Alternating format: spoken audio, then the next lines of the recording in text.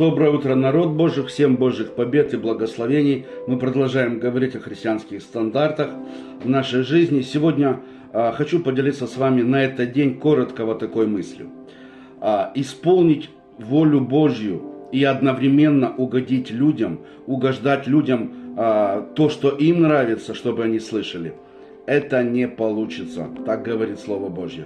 Еще раз повторяю, если вы хотите угодить Богу на этой земле и одновременно хотите быть хорошенькими для людей, у вас это не получится. Поэтому выберите сторону, по которой вы хотите идти, как вы хотите служить.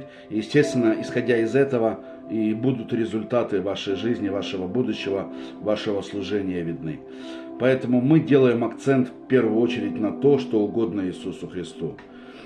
Потому что мы служители Божьи. Всем Божьих благословений, делайте выводы. Счастливой всем недели. Слава Иисусу Христу!